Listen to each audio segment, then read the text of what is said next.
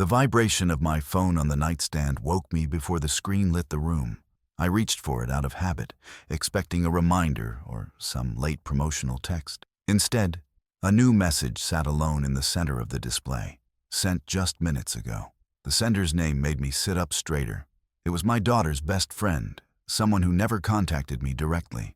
Her words were short, unpolished, and carried a weight the hour didn't excuse. "Your daughter isn't being honest. Please be careful." I read it twice, feeling a slow tightness gather in my chest. Not panic, just a shift in the air that didn't feel right. There was no greeting, no explanation, no attempt at softness, just the warning. Another message arrived before I could think of what to say back. "Don't tell her I wrote you." The phrasing held urgency, like she was typing fast, looking over her shoulder. I waited, unsure if responding would make things worse. A third message appeared almost immediately, this one even shorter. "It's about money and documents." I stared at the screen, trying to make sense of the sudden storm she was hinting at. My daughter had never mentioned any issues involving her friend, or anything about documents that should concern me. I started to type a reply, but the hallway floor creaked, and I quickly lowered the phone. Footsteps moved toward my room with the irritated pace I'd learned to recognize over the past months. My daughter pushed the door open without knocking, flipping the light switch before I could speak. She looked annoyed, sharper than normal, like she'd been disturbed from something she didn't want interrupted. "Why are you up?" she asked. "You're acting important again." The comment carried a strange edge. She didn't wait for me to answer before stepping closer. Her eyes went straight to the phone in my hand. "Give me that," she said, reaching out like she had every right to take it. The speed of her hand caught me off guard.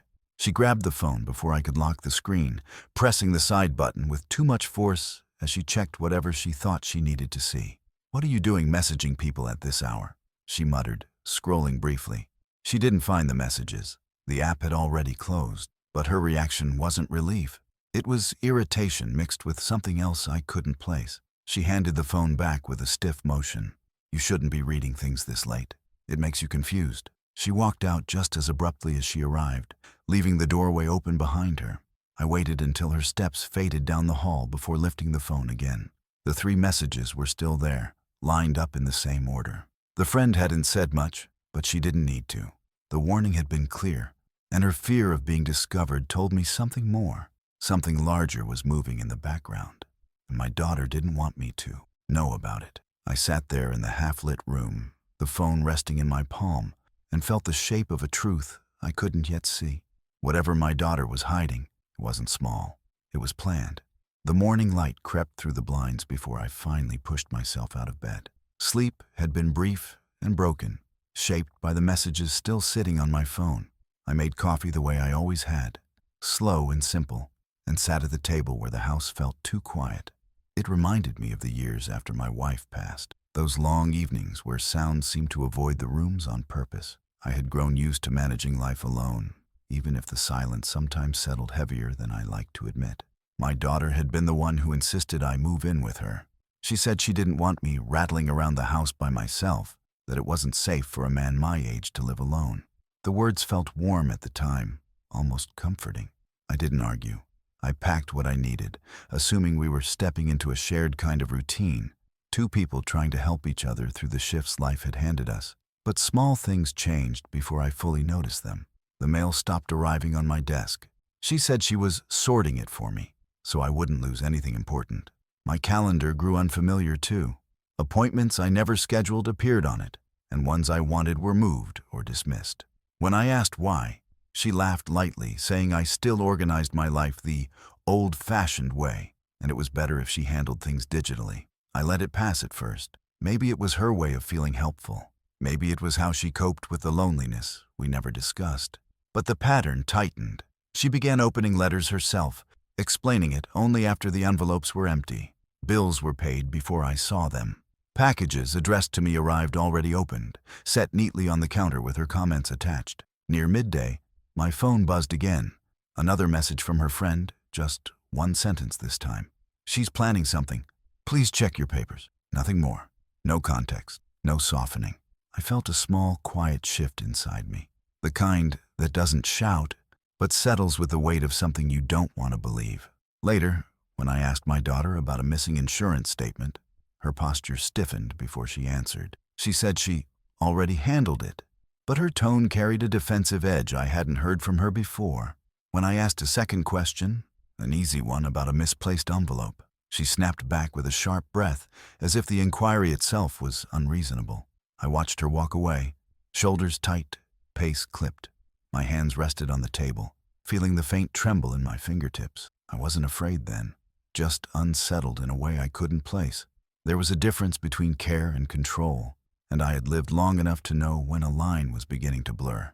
For the first time, the doubt felt real, not imagined, not born from loneliness, real.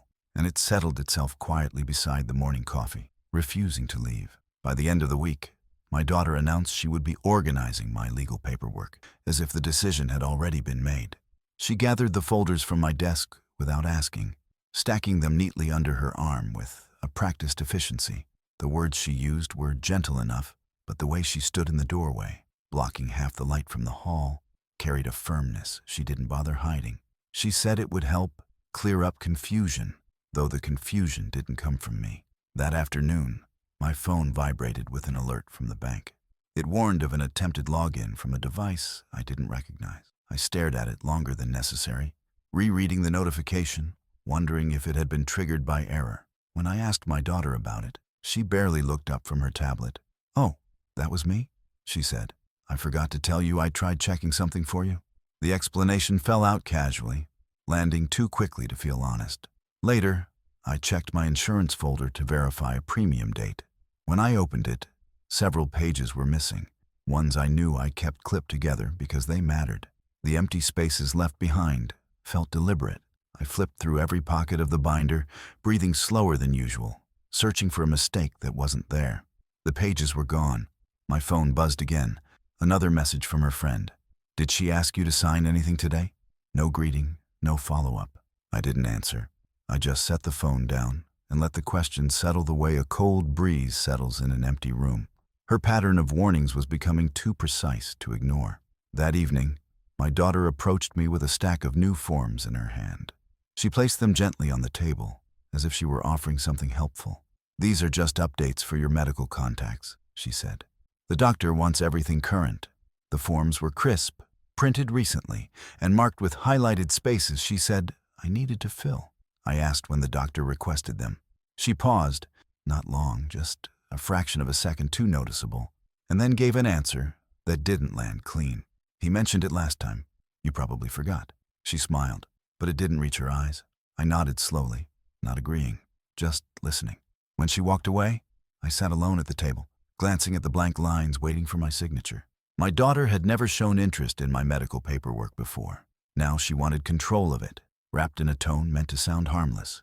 I set the forms aside and folded my hands, letting the pieces of the past few days align themselves quietly. The missing pages, the login attempt, the new forms, the message asking if I'd been pushed to sign anything. These weren't random threads. They were pieces of something being sewn behind my back, and the pattern was beginning to show. I left the house early the next morning without mentioning where I was going. The air felt colder than usual as I walked to the car, carrying only the folders I still kept under my control. The bank opened at 8, and I was inside by 8:05, asking quietly if I could speak with someone in private.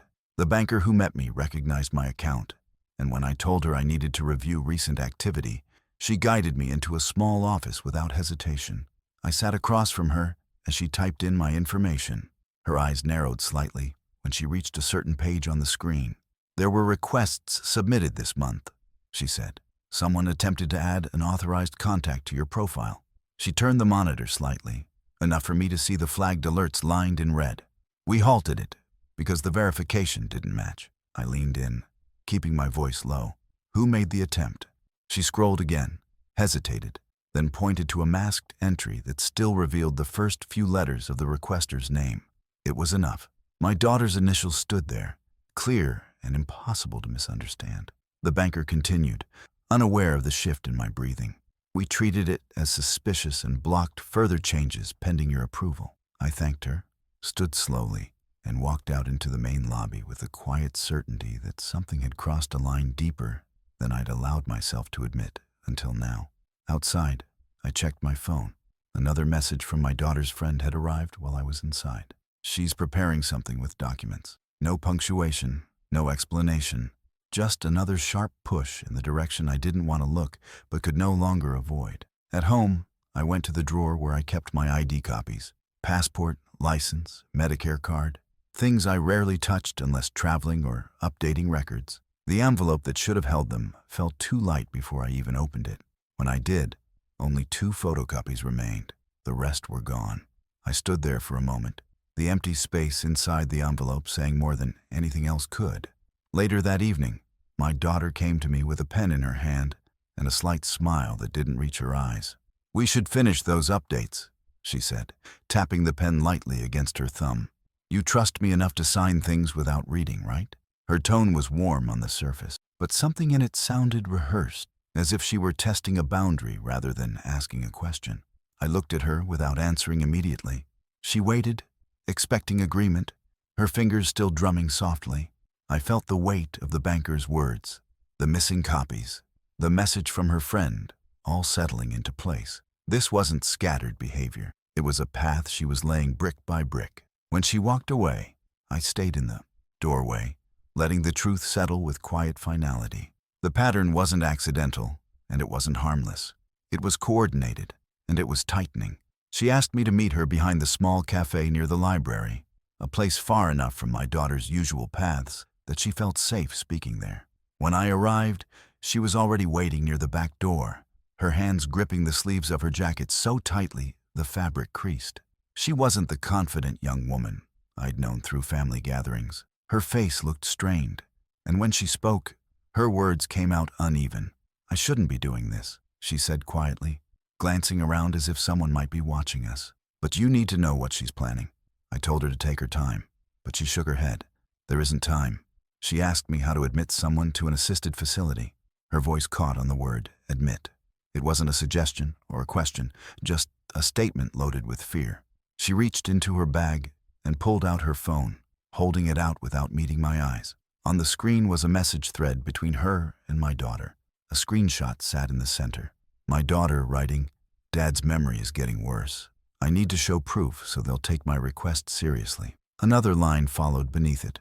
"Do you know what they need for an intake?" The friend swiped again, revealing another message. "Once I get his signature, it's over." The words sat there under the glow of the streetlight, stark and calculated. My daughter didn't mention care or help anywhere in the thread.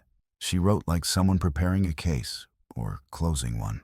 I read the messages twice, maybe 3 times, feeling each line settle into place with the weight of something I didn't want to recognize, but couldn't deny anymore. The friend swallowed hard before speaking again. "She's collecting things," she whispered. "She told me she's documenting moments where you hesitated or asked the same question twice. She said it proves you're declining." She paused, covering her mouth for a second. "But you weren't confused. You were just thinking." She twisted it. I stayed silent, letting her continue. She looked up at me then, her eyes heavy with guilt. "She told me this would make her life easier. She said she just needed you to sign one document so she could take control legally." Her voice lowered further. I didn't believe her at first. But then she started pushing harder, and I realized she's serious. The cold air around us felt sharper, cutting into the space between each word she said. She stepped closer, her voice trembling now. "I'm scared she's going to ruin you. I'm scared she already started." I stood there, the screen still glowing in my hand. The messages, the missing papers, the login attempts, all the scattered pieces from the past weeks, aligned with a sudden, brutal clarity. My daughter wasn't just planning something. She was almost ready. The distance between suspicion and proof had closed, and the plan she was building was nearing its final step. I walked into my lawyer's office, carrying the folder I'd guarded for days, each page stacked in the order the truth revealed itself. He didn't speak at first. He simply motioned for me to sit and waited until I placed the evidence between us. Only then did he lean forward, sliding the papers toward himself with a steady, deliberate hand. He read in silence, his eyes narrowing with each message, each screenshot, each missing page note I had documented. When he finally looked up, his voice carried none of the calm he usually maintained. "This," he said, tapping the folder, "is a legal capacity takeover in progress." He stated it plainly, without room for doubt. She's building a case to prove you can't manage your own affairs. And she's close, very close. He turned his monitor toward me, opening a file he accessed with practiced motions. She contacted 2 assisted living facilities, he continued. She claimed you're mentally failing. She told them she's preparing guardianship documents. He clicked another tab. Here's confirmation. 2 intake coordinators logged communication attempts from her. The words landed with a cold precision I wasn't ready for, but I kept my breathing even. He picked up the stack of forms my daughter had given me earlier that week. These aren't medical updates, he said. These are guardianship authorizations. If you'd signed them, she would have gained full legal control. He set the forms down as if they carried weight beyond paper. He wasn't finished. She also tried scheduling a cognitive evaluation for you, he added. I checked the facility's request list.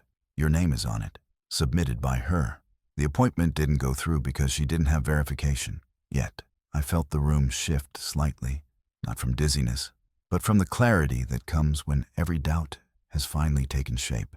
He slid his keyboard aside and folded his hands. You need to act now, quietly, before she pushes for another signature.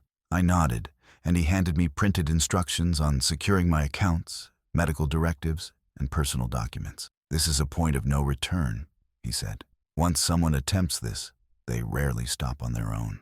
When I returned home, I went straight to the shared family computer on the kitchen counter. I opened her email, still logged in from earlier, and scrolled through the sent folder. Near the top sat a message addressed to someone at one of the facilities. I clicked it. The line in the center of the email made my jaw tighten, though my hands stayed steady on the mouse. He won't know what he signed. No hesitation, no embellishment, just the bald certainty of someone who had already decided the outcome. I closed the laptop slowly and walked to my room, retrieving the recorder, files, and all remaining documents. I placed everything into a larger folder, sealing it with deliberate care. Then I began taking each step the lawyer outlined, locking accounts, changing authorizations, securing access points one by one. There was no shock now, no disbelief, only resolve. She had dropped the mask, and now I had to protect what she intended to take. I began recording her in small, careful moments. Nothing dramatic, nothing that would draw attention. Just the everyday comments she didn't realize carried the shape of control. When she told me not to answer the phone because people confuse you, the recorder in my pocket caught every word. When she insisted she should handle my mail because you mix things up, her tone slid neatly into the audio file. Each comment was framed as care, but spoken with the confidence of someone assigning roles rather than helping. Her friend continued assisting from the shadows. She sent timestamps of messages, forwarded screenshots I hadn't seen, and helped me label each piece of evidence with quiet urgency. She didn't ask for updates. She didn't ask how I felt. She simply helped, understanding the stakes without needing them repeated. The folder on my desk grew heavier with every passing day, filled with proof I would need soon. Meanwhile, my daughter's behavior tightened around me, like a net pulled slowly, deliberately. She hovered in doorways when I moved between rooms. She commented on how long my calls lasted or asked who I'd spoken to, even when the conversations were harmless. She unplugged the landline once, claiming it wasn't working, and told me she'd handle any communication on my behalf. When I stepped outside to get fresh air, she wanted to know where I'd gone and why I hadn't told her. I recorded each moment, each tone, each shift in her posture. The next morning, my lawyer called with clear instructions. You need to meet with her in a controlled setting, he said. Present nothing yet. Just invite her to discuss the paperwork. We'll handle the rest from outside. His voice was steady, practical, the kind of steadiness a man needs when preparing for a storm. I spent the afternoon preparing the living room. I placed a small recorder underneath the side table where no one would look. I checked the battery twice, making sure it would capture everything from start to finish. Then I organized the folder, bank logs, rejected authorization attempts, facility inquiries, forged statements, and every screenshot her friend had provided. Each page was placed in order, sharp and undeniable. When she came home, she didn't greet me. She walked past me with that same watchful tension she'd carried all week, eyes flicking over the room, as if checking for something out of place. I let her settle before speaking. I'd like to review some papers with you tomorrow, I said, keeping my tone even and unthreatening. It's better if we go over everything together. She paused mid-step, turning just enough that I saw her expression tighten. For a moment, she looked like someone calculating whether to agree or push back. Then she smiled. Thin, practiced, almost rehearsed. "Of course," she said. "We'll sort everything out." Her voice sounded calm, but something underneath it vibrated with anticipation. I nodded, saying nothing more. As she walked away, I glanced toward the recorder hidden under the table, and then to the folder waiting on the chair beside me. The house felt heavy, still, expectant. War wasn't loud. Sometimes it was prepared in silence. She came into the living room the next morning with a forced brightness that didn't reach her eyes. I had already set the folder on the table, neat and waiting, and I kept my hands calm on my knees. When she sat down across from me, I watched her shoulders shift, stiff and cautious. I started with a simple question, spoken in an even tone that gave her nowhere to hide. "Why did you try to access my accounts?" She blinked fast, then let out a scoff that sounded too loud in the quiet room. "What are you even talking about? You're imagining things again." Her voice carried a mocking edge, the kind used when someone wants you to feel small. She waved her hand carelessly, as if brushing away a non-existent nuisance. "You mix things up all the time, Dad. Don't start acting important." I didn't argue. I didn't raise my voice. I simply reached for the folder and opened it on the table between us. The bank logs, the facility inquiries, the forged statements, the photocopies of my ID. Each page lay flat under the morning light. Her face changed instantly. The fake confidence drained, replaced by a cold alarm she couldn't hide. She stood too quickly, knocking her chair back, eyes darting between the papers and the corners of the room. "What is this?" she demanded, though her voice cracked halfway through. Without waiting for an answer, she leaned over the table and began grabbing at the pages with shaking hands. I shifted just enough to block the pile. "Leave them." She didn't. Instead, she reached toward the side table, straight for the recorder she didn't know I'd placed there, but must have sensed. Panic sharpened her movements. She tried to yank the cord free, furious and desperate, her breath coming fast.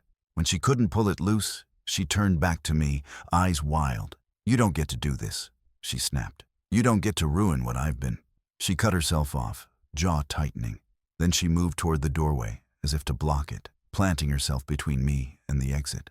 "You're not leaving this room with those lies." Her hand shot out and grabbed my wrist, fingers digging hard enough to send a pulse of heat up my arm.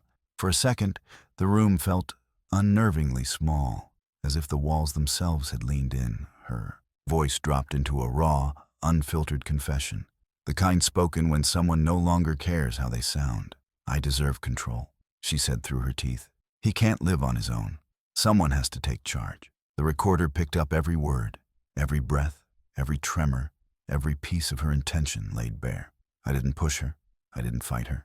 I simply stepped to the side, letting her momentum pull her away from the doorway. The front door opened at the same time, quiet but unmistakable. My lawyer entered first, followed by two authorities who had been waiting outside, listening. Her grip loosened the moment she realized she was no longer alone, and the house, for the first time in months, finally told the truth aloud. The officers spread the papers across the dining table as if they were mapping out a quiet crime scene. I sat a few feet away, hands folded, watching my daughter stand rigid near the wall. Her eyes wouldn't land on anything for more than a second. The recording was played first. Her voice filled the room, the admission, the phrasing, the tone she never meant anyone else to hear. The officers didn't react with surprise. They reacted with confirmation, the way people do when the truth lines up with the facts they already suspected. One of them asked her to step aside while they reviewed the documents. She didn't argue the way she had argued with me. She didn't say a word at all. My lawyer stood beside me, occasionally nodding as each page was examined.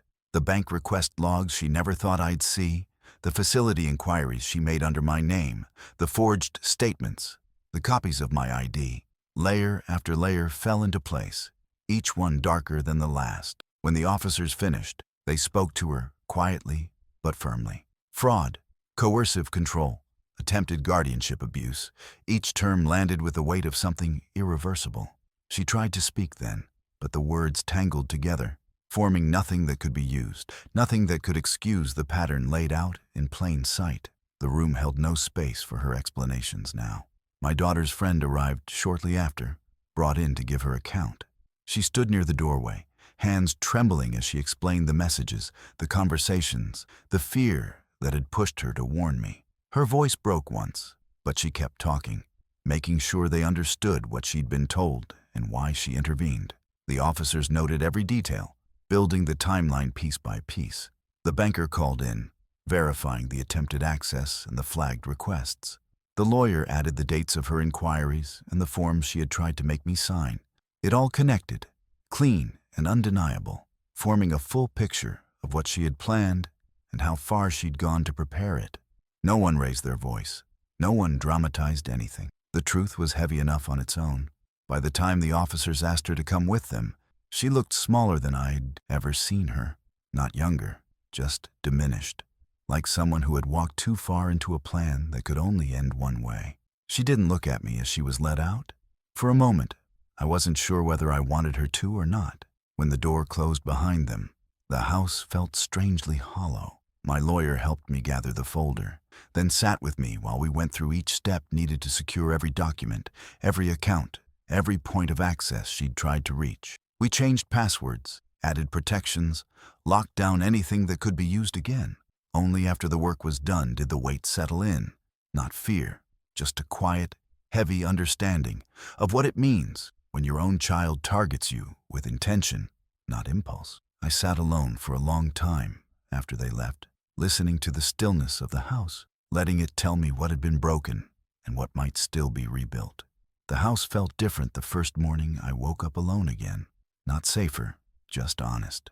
No eyes tracking my movements, no clipped voices calling decisions for my own good. I made my coffee slowly, the way I used to, taking back a small part of my life that had gone quiet without me noticing. The silence wasn't empty, it was mine.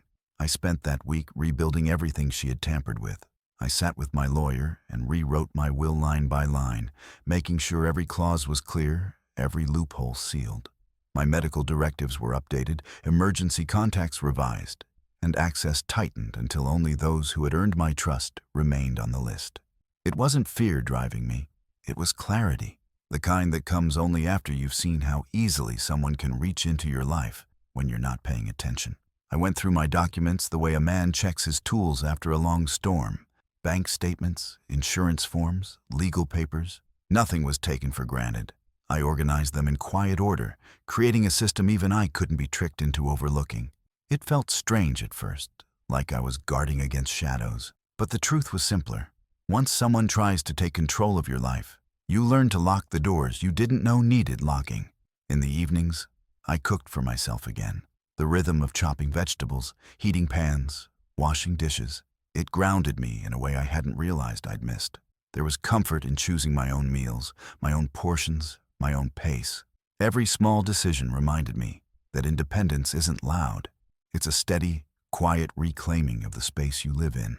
I thought often about elders who trust too quickly, who believe that help always comes from a place of love. I knew better now.